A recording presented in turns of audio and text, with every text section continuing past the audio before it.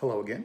This is Mr. White's video for April 1st and April 2nd. I'm not a big April Fool's guy, so you don't have to worry about anything involving that. So, what do I want to cover today in our conversation? First, I want to talk about your work for today. For today, you'll be doing a chart on Google Docs. You need to know how to access it, what you're expected to be doing in it, and how it will be counted going forward. After that, I want to talk about your next major paper, which is going to be an image essay, an essay analyzing an image. First, let's talk about the chart. Before I get started, I want to warn you that one of the images from today is very graphic. It's in the module. It is a famous photograph taken during the Vietnam War of a South Vietnamese general shooting a prisoner in the head. I just want you to be aware of what you will be seeing when you open up the document. If you open up the document, you certainly can do the work without opening up the document with the descriptions in the article itself. But should you open the document, that's what you will see. Should you open the image, that's what you will see. The story of the general is actually fascinating. He actually ended up living in Northern Virginia and operating a restaurant for many, many years. But that's going to be for next class. So, when you go to today's module, you will see a Google Doc. Here I am as a student going in and opening it. You will open the document as I am here, and then you need to make a copy so that you can edit it. You will need to make the copy, you'll need to rename it.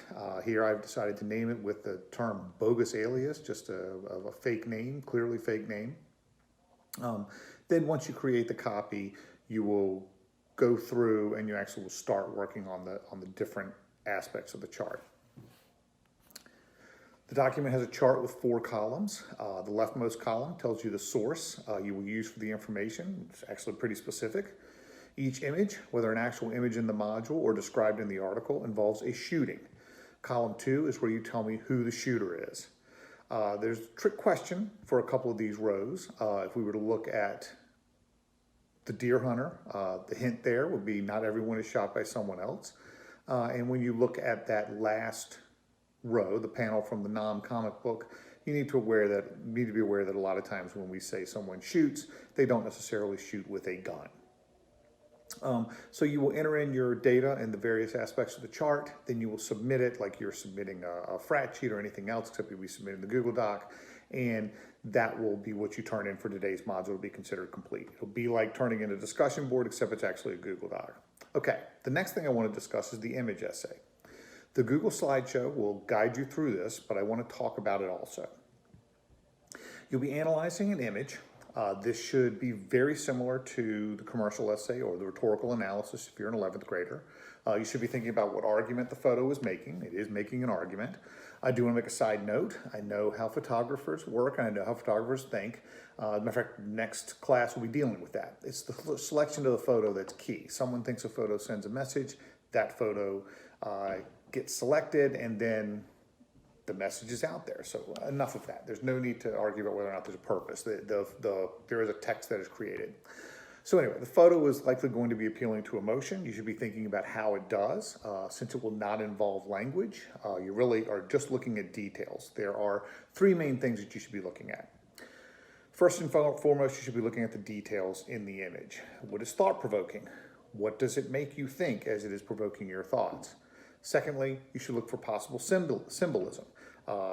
What does one thing represent that's deeper or larger than the picture itself? And then you should look for juxtaposition of 2 things, either emphasizing their similarity or more likely emphasizing their differences. This we would call contrast. If there is color, make sure you consider how color works. It might not be important, but it might be symbolic.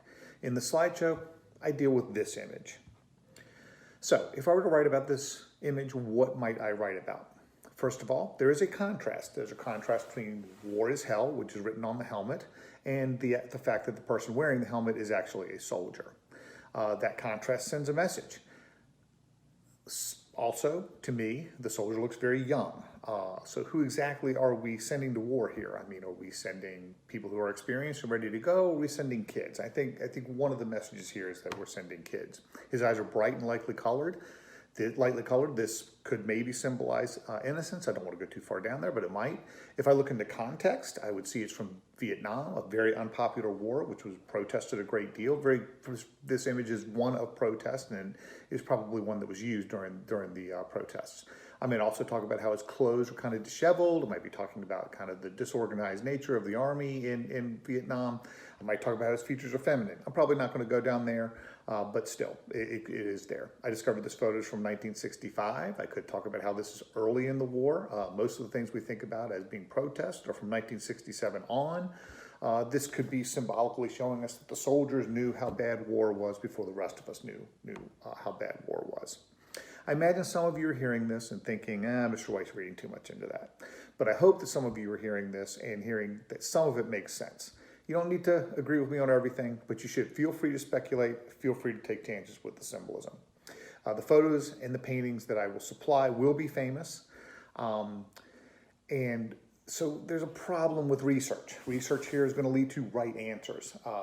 But I want you to think, not just repeat what somebody else said. Any research should simply be to find out when the picture was taken and maybe the circumstances under which the picture was taken, but you should not be finding out what exactly is going on. That's not the important thing.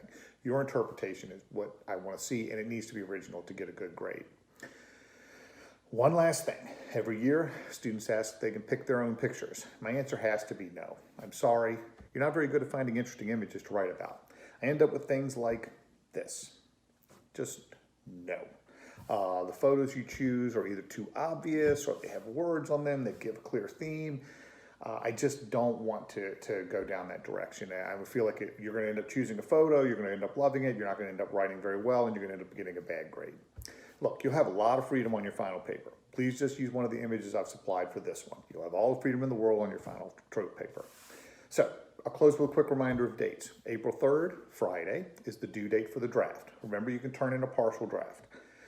The window for the final copy is from April 14th until the 29th, and this is in anticipation of next week being spring break. Early turn-in will be on April 22nd. Remember, early turn-ins must be complete. Well, that's it for today. I'll see you Friday. Good luck selecting your image and writing about your paper. Please feel free to reach out if you have any questions through Remind or through email. I'll see you Friday.